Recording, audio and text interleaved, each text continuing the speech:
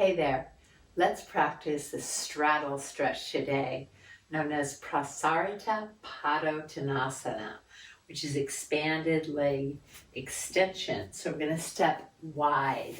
So as you step wide, the rule of thumb in yoga is wrist width apart, and you can see that's quite wide. So go as wide as you can while still feeling stable and comfortable. Okay, so if you've got some tightness in your hips, just go to the first point of sensation where you feel that opening in the inner thighs and the hip joints.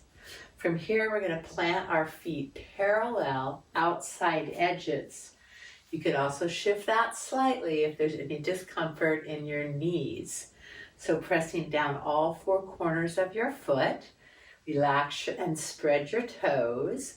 And now let's bring muscle energy into the lower body. So hugging the muscles to the bones, hugging the legs towards each other, and then drawing up energetically as you root the feet down, draw energy up the legs into the core of the pelvis. So that alone should bring quite a bit of energy into the lower body. Let's balance that out with a lifting of the crown of the head. So we're engaging the abdominal wall, lengthening from hips to armpits, and keeping our spine in a neutral alignment. So as we go into this pose, we're going to maintain that long spine. Let's bend the knees ever so slightly to make it easier to hinge directly at the hip joint, taking the inner thighs back, keeping the belly engaged, and bringing yourself down to that first point of sensation in the hamstrings. This is where blocks come in, or you can use a chair or even a wall if you don't have yoga blocks. You want to support your hands just under the shoulders. Now from here, instead of leaning into the blocks or chair, you're going to lift up. So whatever you're touching, push away from the hands, lengthen the arms, plug the shoulder blades in strong to your rib cage. Let's retone the belly and feel what's happening in the hips and thighs, the inner thighs specifically. Bringing the hips back in line with the heels. Take some nice deep breaths here. And then to add to this stretch, I like to work the inner thighs, the adductors. So bending one knee while still keeping your hips way back and sitting bones high, and feel that stretch of the inner thigh. Watch what happens in this bent knee. You want to make sure it stays back behind the toes. If it comes forward, that means you're rounding your back probably and putting pressure on the knee joint. So to keep that alignment, anchor the feet, take your bottom up and shift your weight back into your heels. And you'll get a nice stretch of the inner thighs while maintaining that alignment of your torso. Take a few breaths here. And then as you release to the other side, we're going to inhale our way up to center. Exhale, other side. So again, as you go down, go back. Sitting bones lifted. You could even bring the arms over. And again, feel the inner thigh without locking the knee. Pressing gently into that adductor region. Utilizing the flow of gravity to help stretch this area. Let's do the other side once more. Lift it up. Take it over. Here's some options. You might want to take your forearm to the thigh, keeping the head and the heart up. So you want to avoid rounding your back and dropping your head. So let's lift that.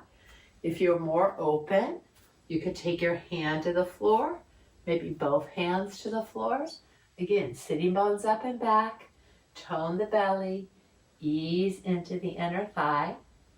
Breathing in order to allow those soft tissues to release. Then inhale up to center. Walk it over to the other side. Option, forearm to thigh. You can even come up a little bit higher if that keeps your alignment more neutral in your spine. Press in. Option, both hands down. And then once again back to center. Now at center, Returning to the blocks, realign, try and get your hips level to your shoulders. Drawing back, notice what's available. Now we can start to hinge a little bit deeper perhaps. Go as far into the hip joints as you can, maybe lowering the blocks. Then draw the chin to the throat and let the crown of the head come towards the floor. So now we're in flexion in our spine. So you may be able to drop your hands to the floor if you have that mobility. Shoot the elbows to the wall behind you. Maybe soften the knees a little and drawing length from your hips to your armpits.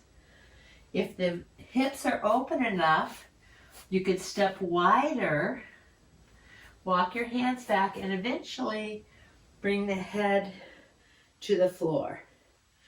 And breathe deeply and evenly.